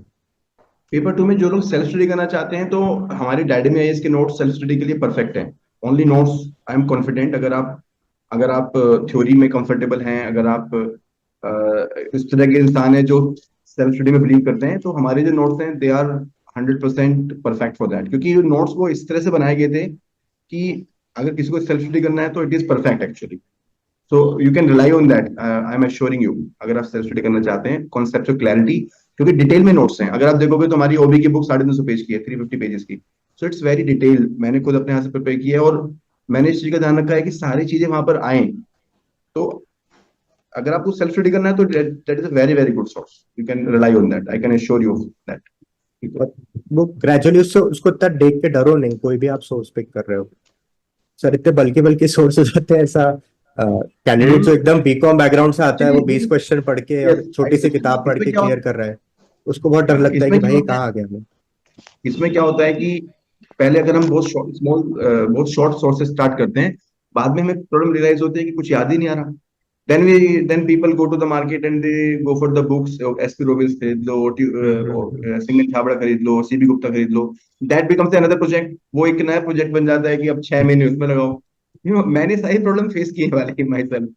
सो हाँ वो तो जो पॉइंट डायडमिंग है। या ये इसके जो मटेरियल बनाने का पर्पस था, ये डिटेल में बनाने का, वो यही था कि it can become a one stop solution. और उसके बाद आपको रिवीजन के लिए जाना है, तो रिवीजन के लिए फिर हमने उसके रिवीजन नोट भी बना दिए, जिसकी आप बात भी कर रहे थे माधव, जो हमने कोमा कोमा करके जो मेन मेन पॉइंट है।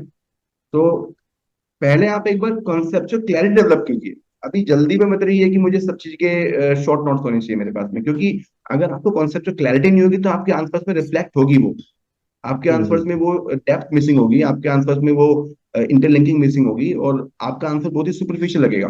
तो पहले मुझे मुझे लगता है कि कॉन्सेप्चुअल क्लैरिटी बहुत जरूरी है, उसके लिए डिटेल में पढ़ना बहुत जरूरी है।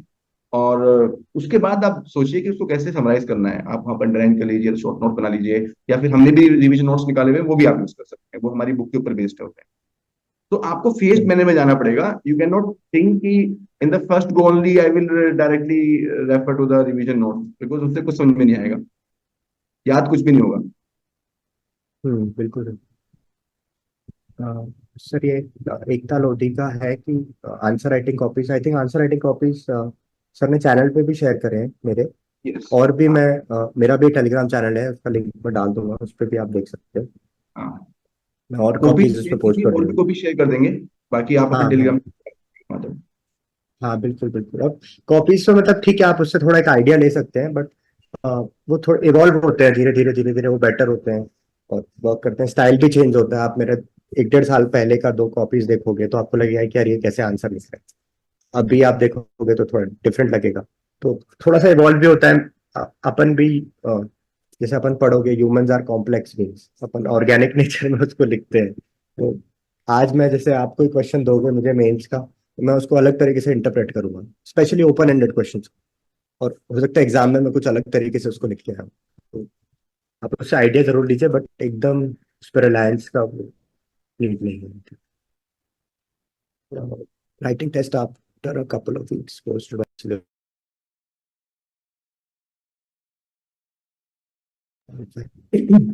ठीक है आपको फर्स्ट रिवीजन के बाद ही आप टेस्ट लिख पाएंगे, बट ऐसे फर्स्ट रिवीजन आपका पूरा ऐसा नहीं कि एक सांस लेंगे और फिर छोड़ेंगे तब भी फर्स्ट रिवीजन होगा।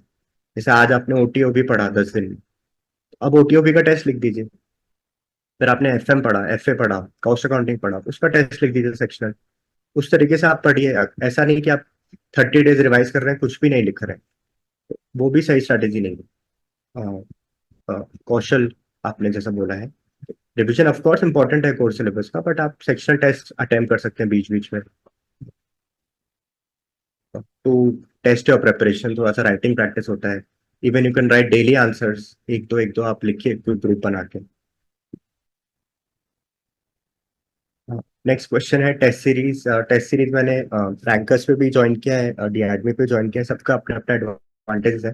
आप कोई भी ज्वाइन कर सकते हैं। सर का लास्ट ईयर मेरे को काफी फीडबैक मिला था डीएडमी पे, और टेस्ट का मुझे एक फॉर्मेट ये अच्छा लग रहा था कि लास्ट ईयर मुझे बहुत ज्यादा उसमें आंसर राइटिंग पे एफर्ट्स टेस्ट बेसिस पे नहीं देना थे।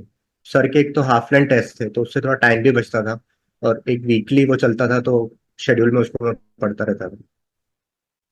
एंड बाकी मैं टेस्ट सीरीज से ज्यादा इंपॉर्टेंस दूंगा डेली आंसर राइटिंग को आप करते हो। अब आप उसको ग्रुप में लेके करिए, फीडबैक लीजिए एक दूसरे के आंसर्स पे, पीयर रिव्यू करिए, जहाँ पे आपको डाउट आ रहा है सर अवेलेबल रहते हैं, सर से आप बात करिए, वो आपको हेल्प कर देंगे। मेन आइडिया है कि आपको किसी भी तरह से, जिस भी तरह से पुश मिलता है, आपको हाँ ग्रुप बना हाँ के मिलता है, प्रोग्राम ज्वाइन करके मिलता है, आपको सेल्फ मिलता है, जो भी जैसे पुश मिले आपको करना है। Daily basis is more important than directly jumping on to the test. चाहे आप बिगिनर करेक्ट हैं करेक्ट। चाहे आप प्रो हैं, डेली तो करना ही पड़ेगा। टेस्ट सर मैं तो लिख ही नहीं पाता था, मतलब जीएस में भी मेरे को बहुत बड़ा इशू आता था कि बड़ा, जैसे टेक्निकल अपना बैकग्राउंड है सर सीए का, तो अपने को टू द पॉइंट लिखने की आदत होती है, ये पूछा तो अपन वो लिखेंगे और आ जाएंगे। बट यहाँ पे थोड़ा सा आपको फ्लेयर चाहिए, आंसर राइटिंग का, इंट्रो लिखना है, कंक्लूजन लिखना है। इतना मेरे को रेजिस्टेंस आता था लिखते वक्त कि डायरेक्ट अगर मेरे को 20 क्वेश्चन का आप टेस्ट दे दोगे तो मैं फेंट हो जाऊँ। मैं और ग्रेजुअली स्टार्ट किया, मैक्सिमम 5 क्वेश्चन मैक्सिमम लिखो लोग 10। टेस्ट सीरीज ज्वाइन करते हैं, लिख ही नहीं पाते। द रीजन इज वेरी हाँ, कोई सिंपल। पॉइंट ही नहीं है सर, बहुत ही ज्यादा दिक्कत है उसमें। यस यस, क्योंकि माइंड की कंडीशनिंग वैसी करनी पड़ेगी आपको। जब आप डेली हम्म टेस्ट आप लिखोगे तो आप उसको टेस्टिंग के पॉइंट ऑफ व्यू से मत लिखिए कि मुझे कोई टेस्ट हम्म। है। आप उसको प्रिपरेशन के पॉइंट ऑफ व्यू से लिखिए कि मैं आंसर बिल्ड करना सीख रहा हूँ, कैसे इंट्रोडक्शन लिखना है, कैसे बॉडी। और उसको बहुत ज्यादा टाइम लाइन में मत डालिए कि I have to write in 7 minute only. You can take 10 minute also if you are writing correct answer. Then slowly slowly you can start reducing the time, कि पहले 10 मिनट लगते थे, अब 9 मिनट लगते हैं, अभी 8 मिनट लगते हैं, and finally 7 minute. So first priority should be that you start writing the answer in a complete format. आप वो आंसर बिल्डिंग सीखिए, आंसर राइटिंग तो हो जाएगा, प्रैक्टिस आई मीन टेस्ट तो हो ही जाएगा लेटर ऑन। करेक्ट।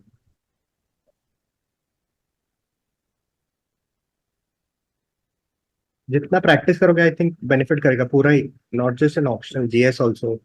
आप प्रैक्टिस करेंगे तो बेनिफिशियल होगा। मोनिका का क्वेश्चन है, can we prepare only the theory part of taxation and leave the practical part? इसमें मैं थोड़ा सा आपको एक मिडिल पाथ सजेस्ट करना चाहूंगा कि आई अंडरस्टैंड कि प्रैक्टिकल पार्ट थोड़ा सा डिफिकल्ट रहता है, कभी कभी बहुत एडजस्टमेंट्स ऐसे आ जाएंगे जो बीइंग अ सीए भी आपको कभी कभी लगेगा कि यार ये नहीं हो पा रहा। क्योंकि वहाँ पे सीए में तो आप प्रैक्टिकल केस को समझते हो, वहाँ पे इंटरप्रेट करते हो, बट एग्जाम में आपके पास साइड इन्फॉर्मेशन कुछ नहीं होती, तो वहाँ पे इशू आता है प्रैक्टिकल क्वेश्चन में। But at the same time there are easy chapters जिसमें भी प्रैक्टिकल क्वेश्चन आते हैं। फॉर एग्जाम्पल कैपिटल गेन्स के बहुत इजी प्रैक्टिकल क्वेश्चन आएंगे, या फिर set of set of and carry forward के प्रैक्टिकल क्वेश्चन भी बहुत इजी आते हैं। तो उनको भी मेरे को लगता है उनको आपको स्किप नहीं करना चाहिए एटलीस्ट, क्योंकि अल्टीमेटली आप जैसे अगर इसको प्रैक्टिकल को आप लीव कर रहे हैं यहाँ पे पूरा, तो आप एक बहुत बड़ा चांस ले रहे हैं कि आपको बाकी सारी चीजें आनी चाहिए पेपर वन में, फिर अमेल्गमेशन का क्वेश्चन भी फंसेगा तो आपको करना पड़ेगा। तो वो एक कैच है, राइट। तो एक मिडिल पाथ लीजिए आप इसमें। नोट्स और ये प्रैक्टिकल का इतना ऑर्गेनाइज नहीं है मेरे पास कि मैं उसको प्रॉपर्ली शेयर कर पाऊँ। आपको कुछ एक बार स्पेसिफिक लगेगा तो आप प्लीज एक बार शेयर करना, मैं ट्राई करूंगा आपको शेयर करने का कि आपको कुछ स्पेसिफिक एरिया में इशू आ रहा है इन नोट में की, तो मैं फिर भी उसको भेज पाऊंगा। बट ऐसे ऐसे कुछ बहुत प्रॉपर डिजिटली नहीं है कि मैं उसको एकदम शेयर कर दूं सब कुछ। What advantage does a CA have over BCom students? I think दोनों का ही एटलीस्ट फ्लेयर है। बीकॉम और सीए में ऐसे कुछ वो नहीं है कि कॉमर्स का आपको टेस्ट है दोनों का, और क्योंकि आप सीए या बीकॉम आपने पढ़ा है तो आपको कंफर्ट लेवल आता है जब आप कोई ऑप्शन उठाते हैं ये वाला। अगर आज में आपको कोई अकाउंट्स में आप कहीं फंसेंगे तो आप अपने पुराने फाउंडेशनल कॉन्सेप्ट्स को यूज करके उसको सॉल्व कर पाएंगे। Same goes for cost accounting. कुछ एरियाज नए होते हैं जिसमें इशू आता है, जैसे कि पेपर 2, वो आपको थोड़े से स्क्रैच से पढ़ने पड़ेंगे। ये रहता है सीए होने का एक एडवांटेज, आपको सिक्योरिटी भी रहती है कि एक प्लान बी है आपके पास जो वर्क कर रहे हैं। That can also be applicable to BCom students also, अगर वो प्रिपेयर कर रहे हैं वर्क के साथ। मेन एडवांटेज पेपर 1 में मुझे फील होता है for that, and of course paper 2 में भी कुछ एरियाज होंगे जो आपके एक्सपीरियंस से आपको हेल्प करेंगे। ये क्वेश्चन लाइक जो क्वेश्चन पूछ रहे हैं उनकी क्या बैकग्राउंड है? Actually if you are BCom and you are just thinking कि will being a BCom will be harmful for me, so I can say हाँ ऐसा, it should not be harmful. हाँ हाँ बिल्कुल नहीं, अगर आप इस वे में देख रहे हो तो yes। जस्ट आपको 1 महीने एक्स्ट्रा मेहनत करनी पड़ेगी, बस 1 महीना थोड़ा एक्स्ट्रा मेहनत करनी पड़ेगी बस। और कुछ बहुत ज्यादा उसमें नहीं आएगा इशू, श्योर, क्योंकि डिफिकल्ट क्वेश्चन आते नहीं है, और इजी तो हाँ एग्जैक्टली। कोई भी कर लेता है। और अगर आप सीए बैकग्राउंड से हैं तो आपके लिए इनफैक्ट एडवांटेज बस न्यूमेरिकल में थोड़ा बहुत है। थ्योरी में आपको डिसएडवांटेज हो सकता है अगर आप थोड़ा ओवर कॉन्फिडेंट हो जाएंगे कि मुझे तो आता है पेपर 1। हाँ, तो और आपका लिखने की प्रैक्टिस छूट गई है, लिखने की प्रैक्टिस ही छूट हम्म, गई सर। जो एकदम बीकॉम कॉलेज से निकले हैं अभी, उनको एक आंसर्स और वो भरने की आदत होती है, तो वो एक हेल्प करता है। Yes yes. और सीए में क्या है ना, final is a distraction for the UPSC, क्योंकि फाइनल लेवल पे जो हमारी प्रिपरेशन होती है वो तो कहीं काम आती नहीं है यूपीएससी में। हाँ, तो बहुत बीकॉम से डिटेल। डायरेक्टली कॉलेज से आते हैं, वही चैप्टर्स पढ़ के आते हैं, वही चैप्टर्स उनको यहाँ पे मिलते हैं। और लेवल भी और वही होता है, ऑलमोस्ट हमें दो थोड़ा साल सा गैप हो ऊपर जाता रहता है। है। ये लोग जो भी आते हैं देख सही कि सर मैं तो वो 4-5 साल पहले पढ़ा था। तो भूल गए, भूल गए। बात वहीं आ चार जाती पांच साल क्या सर, 4 5 महीने का याद नहीं रहता। 4 5 साल है। तो अनलेस आपका प्रैक्टिकल टच नहीं है। हम्म।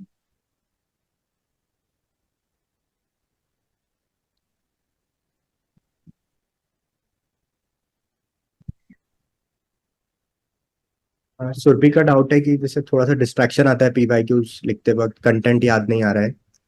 हाँ, और एकदम रिवीजन के बाद करेंगे तो वो हेल्प नहीं करेगा। तो आप इसको स्टेज बाय स्टेज करिए। जैसे आपने आज ओटी ओबी रिवाइज किया, सॉरी ओटी ओबी ज्यादा हो गया, ओटी का आपने सपोज 2 3 चैप्टर रिवाइज करे, तो वैसे तो सारे चैप्टर्स इंटरलिंक होकर आंसर बनता है। बट जैसे आपने कुछ स्पेसिफिक चैप्टर रिवाइज किया, आज ओटी का फर्स्ट चैप्टर में एनवायरनमेंट और बेसिक ऑर्गेनाइजेशन के कॉन्सेप्ट्स डिस्कस किए, सेकंड में आपने गोल्स डिस्कस किया। अब आप पीवाईक्यूज उठाइए in these chapters only, of these chapters only, और उसको ट्राई करिए लिखने कि कितना आप कंटेंट उसमें लेके आ पा रहे हैं। उससे आपको थोड़ा ज्यादा ऐसे डिस्ट्रैक्टेड फील नहीं होगा, रादर देन अगर आप पेपर उठा ले 2023 का, 2022 का, उसको आप देखेंगे तो आपको शायद थोड़ा डिस्कम्फर्ट ज्यादा आएगा। आप चैप्टर बाय चैप्टर चलिए, सब्जेक्ट बाय सब्जेक्ट करिए। और वन राउंड ऑफ रिविजन के बाद ऑफ कोर्स इफेक्टिव हो जाएगा वो, बेटर आंसर उतारना। बट अभी आप उसको छोड़िए नहीं, थोड़ा थोड़ा पीवाईक्यूज देखते रहिए। आप पूरा आंसर नहीं लिख पा रहे तो स्ट्रक्चर बनाइए, ब्रेनस्टॉर्म करिए उसको कि अच्छा इंट्रोडक्शन में डेफिनेशन लिखूंगी। मे बी अभी आपको डेफिनेशन एग्जैक्टली याद नहीं है, बट ठीक है, मेरे को एटलीस्ट इतना तो है दिमाग में कि मेरे को डेफिनेशन लिखना है, यहाँ पे कोट लिखना है। अच्छा, बॉडी के 2 पार्ट्स इस क्वेश्चन में ब्रेक हो रहे हैं, फर्स्ट ये पार्ट है, सेकंड ये पार्ट है, conclusion could be around this concept जो मैंने पढ़ा है इन द चैप्टर। बॉडी में सर ये पार्ट लिखूंगा, ये कीवर्ड्स हैं, उस तरीके से जैसे आप करते हैं जीएस में, तो वो आपको हेल्प करेगी। सुरभि, यहाँ पर मैं एक चीज ऐड करना चाहूंगा आपके लिए। जैसे आप बेसिकली जो आप हमारा एटीट्यूड होता है वो परफेक्शनिस्ट वाला होता है। हम्म। हमें लगता है कि पहली बार में ही सब कुछ सारी टिप्स एक बार में अप्लाई कर देंगे। जो so that is not possible. Hmm. तो जैसे आप इसको ऐसे कर सकते हो, फेस मैनर में करना है आपको, और जो चीज आपने नहीं की इस बार, you please write it on some page कि नेक्स्ट टाइम मुझे ये चीज करनी है। कोई टॉपिक आपने नहीं किया, कोई बात नहीं, जो आज की टाइम लिमिट है वो फॉलो कीजिए। और जब आप नेक्स्ट टाइम इसको रिवाइज करेंगे टॉपिक को, तो जो इजी टॉपिक है ना उसको इस बार ना पढ़ के अगली बार पढ़ लीजिएगा। तो अगर इजी टॉपिक को लेस नंबर ऑफ टाइम भी पढ़ेंगे तो भी चलेगा। पहले डिफिकल्ट टॉपिक और मोस्ट रिपीटेड टॉपिक को करके, और जो इजी टॉपिक है उसको छोड़ के लिख के छोड़ दीजिए कि ये मैंने फर्स्ट टाइम में नहीं पढ़े, सेकंड टाइम में मैं इनको एक बार पढ़ूंगा। तो उससे क्या होगा कि आपको कॉन्फिडेंस भी बन जाएगा कि हाँ ठीक है, मेरा कोर एरिया हो गया, टाइम टाइम भी मेंटेन हो जाएगा। और आपको ये भी रहेगा कि हाँ कोई चीज छूटेगी नहीं, at least next time I will be able to do that. Hmm. अरे sir, perfection is the biggest enemy of progress, जैसे सर बोल रहे हैं कि आप ट्राई करोगे कि आज ही परफेक्ट आंसर लिख दो तो नहीं होगा। मैंने मेंस दे दिया, क्लियर कर लिया, आज हो सकता है आप जो प्रैक्टिस में ज्यादा है वो मेरे से बेटर आंसर लिख लेगा। क्योंकि प्रैक्टिस से ही वो धीरे धीरे चीजें आती है, एक लेवल पे आप आते हो जहाँ पे आप कंफर्टेबल हो जाओगे फिर चीजों को लिखने में और करने में। और बहुत ज्यादा अभी एंड डे पे मत देखो कि यही मेरा फाइनल आंसर है, किसी का भी नहीं होता है। ऐसे में भी सर बहुत रेजिस्टेंस आता था मुझे कि ऐसे राइटिंग में बहुत डीले करते हैं कि नहीं लिखना नहीं लिखना, बट वो चीज ऐसी है कि जितना लिखोगे और बेटर होगा। यूपीएससी में सर मुझे एक चीज ये भी लगती है कि जितना आप हिंदी वर्ड में यूज करो, जलील होने के लिए तैयार हो ना, उतना आप आगे बढ़ पाओगे। कि होने दो कि यार चलो मेरे को नेगेटिव कमेंट्स मिलेंगे, क्रिटिसिज्म मिलेगा, बट आप रेडी रहो कि अच्छा ठीक है, ये आज लेवल था बट कल इससे बेटर होगा। वेरी तो ट्रू, वेरी ट्रू। मैं हमेशा Also, मैं हमेशा कहता हूँ कि the हमें फेल होने की आदत नहीं है। We don't have the habit to get fail. Life बचपन से ही हाँ। सिखाया टू बी द बेस्ट। और उस चक्कर में स्टूडेंट आंसर लिखते ही नहीं है। दे जॉइन द टेस्ट हाँ। Series, the foundation course, and they don't write the answer because they think कि जब एक दिन आएगा जब मैं अच्छा आंसर लिखूंगा तब मैं लिखूंगा। So they are not ready to face the failure. अगर आप डेली बेस पर आंसर लिखते हो, आपका आंसर अच्छा नहीं होता है, तो it is a failure which we don't want to confront. But it is a good failure actually. ये आपकी लर्निंग के लिए है, ये टेस्टिंग के लिए नहीं है, ये आपकी जस्ट जानने के लिए है कि क्या मिसिंग है, rather than deciding that you are not good, you are not writing good answer. So, like Rahul, may I talk on like what Rahul sir said? I do that thing that I leave the less important topic, but when I do my answer writing, no, then I face this thing that I feel that topic is not getting covered. So then I have to get back to that chapter. Suppose I had the target, like sir said, that I started with OT. I did chapter one. I did chapter two goal organization. That I then I did the PYQs of same.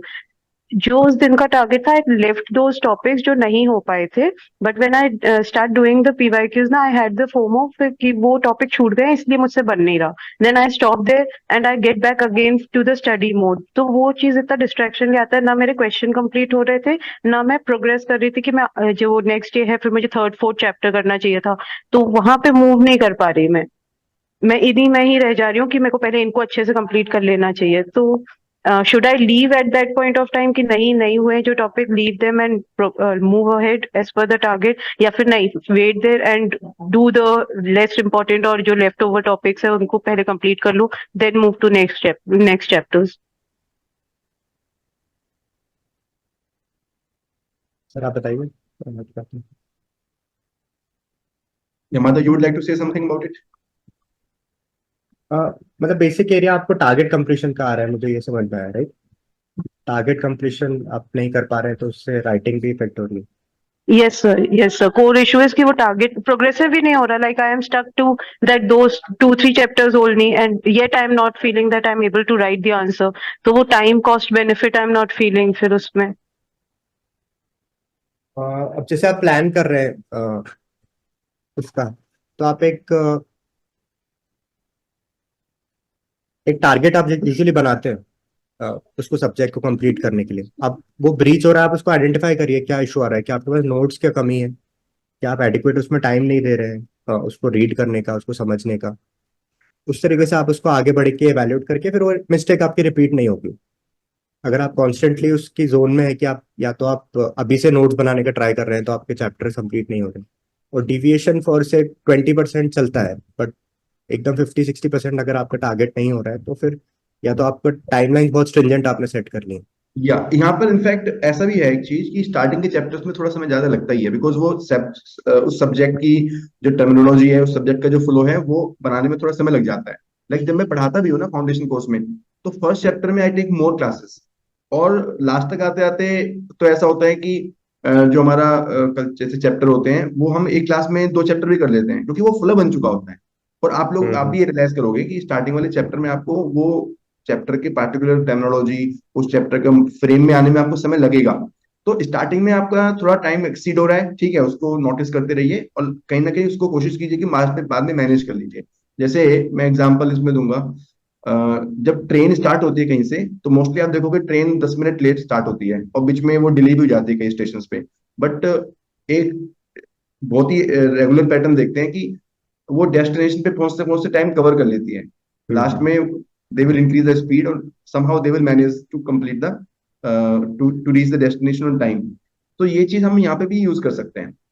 आप starting में ये problem face कर रहे हो, it is good actually कि आप quality पे focus कर रहे हो, आप कहीं पे भी स्टेप ओवर नहीं कर रहे हो। क्योंकि स्टूडेंट यहाँ पर एक गलती और भी करते हैं, वो स्टेप ओवर कर जाते हैं कि ठीक है समहाउ हमें टारगेट पूरे हो या ना हो, बस हमें टाइमलाइन बीट करनी है।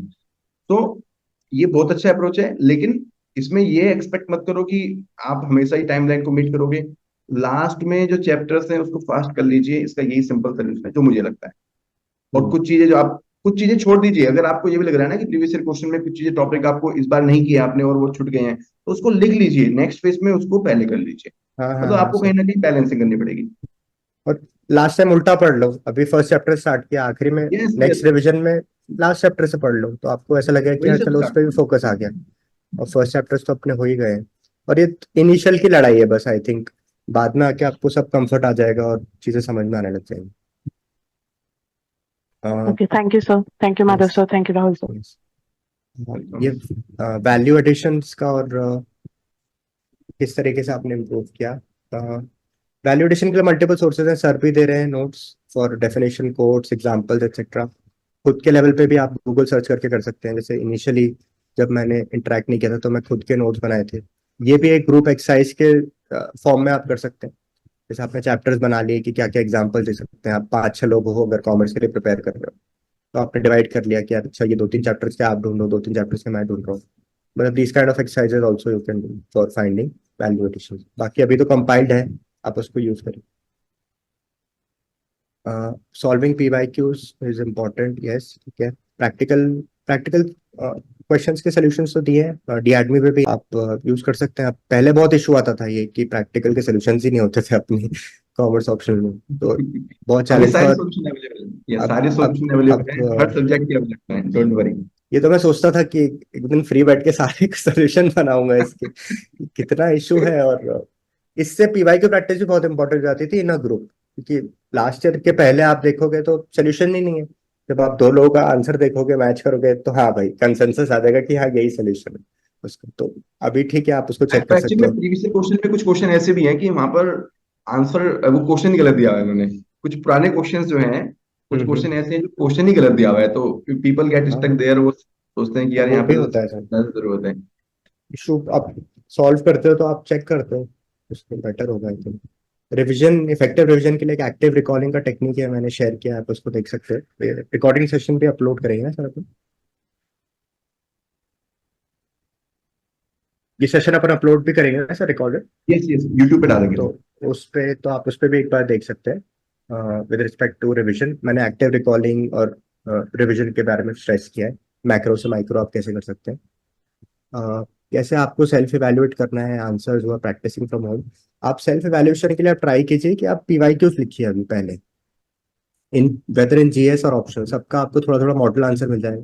और मॉडल आंसर का मतलब ही वो है कि उस लाइंस पे आप लिख रहे हैं कि नहीं। अब अगर आप बेसिक स्टार्ट ही कर रहे हैं तो पहले उसके प्रॉपर पार्ट्स है कि नहीं, इंट्रोडक्शन, बॉडी, कंक्लूजन, बॉडी में आपने सारे उसके डिमांड्स को एड्रेस किया कि नहीं।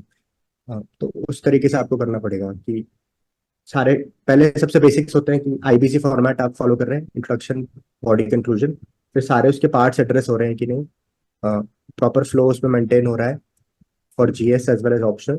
और आप उसको मैच करिए मॉडल आंसर से। कंटेंट पे अभी इतना मत स्ट्रेस करिए कि बेटर कंटेंट आ रहे हैं कि नहीं, वो फोकस करिए।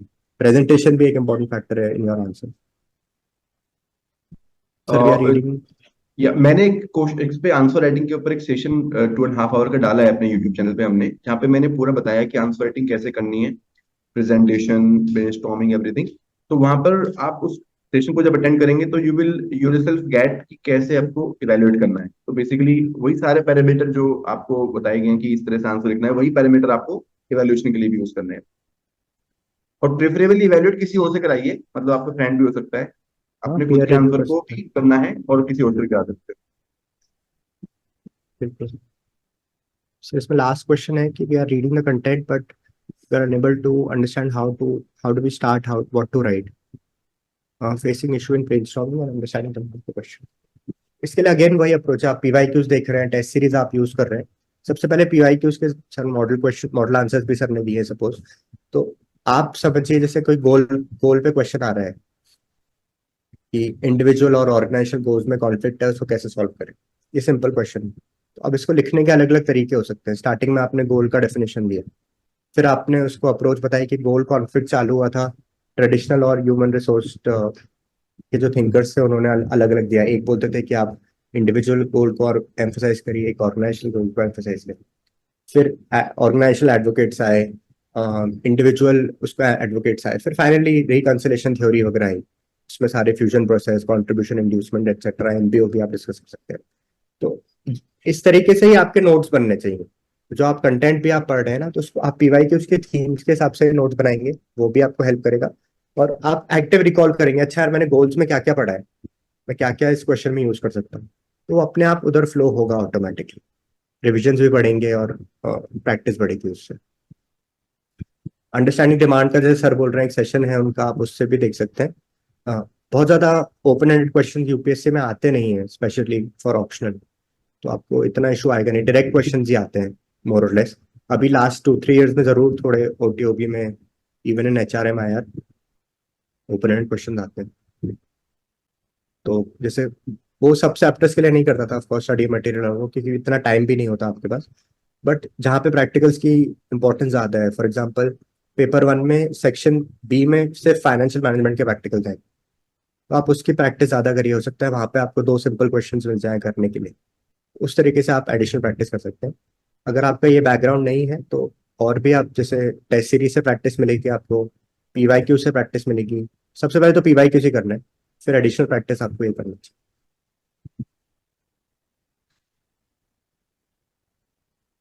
कॉपीज के लिए और डिस्कशन के लिए मैं चैनल डाल सकता हूँ।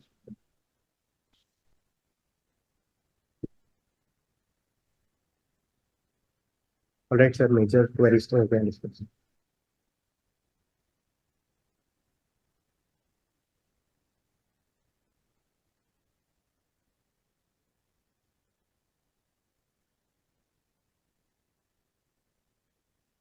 एनीथिंग एल्स सर आपने को डिस्कस करना? I think we have covered in detail. It's more than 1.5 hours. Yes, yes. And we have discussed all the dimensions. Great. So thank you everyone for attending this session and asking your queries. We are able to touch almost all the dimensions. And thank you, Madhav, for finding out the time on Sunday afternoon. Thank you so much sir. Thank you. So everyone, we will have more such sessions. अगर आप बोलेंगे तो we will have another session with Madhav. And आपको further you need any support, आप माधव का channel join कर सकते हैं। उन्होंने लिंक शेयर किया है, हम अपने टेलीग्राम चैनल पे भी डाल देते हैं लिंक वाला। एंड प्रिपेयर कीजिए, कुछ भी क्वेरीज क्वेश्चंस हैं तो अभी व्हाट आई एम थिंकिंग एक फॉर्म में अभी बनाने वाला हूँ कि जो भी क्वेरीज क्वेश्चंस हैं आप डाल सकते हैं। अगर आप हमारे स्टूडेंट नहीं है तब भी you can ask the questions at all, इस तरह के जो बेसिक क्वेश्चंस होते हैं। So I am putting out a Google form on the Telegram channel and other places कि whatever questions you have regarding sources, strategy, any small query that you have, so you can ask those questions anytime. All right. So thank you everyone. Yeah. Okay, sir. All Thank the you best. so much sir. Thank you. Yes. All the best everyone. Bye.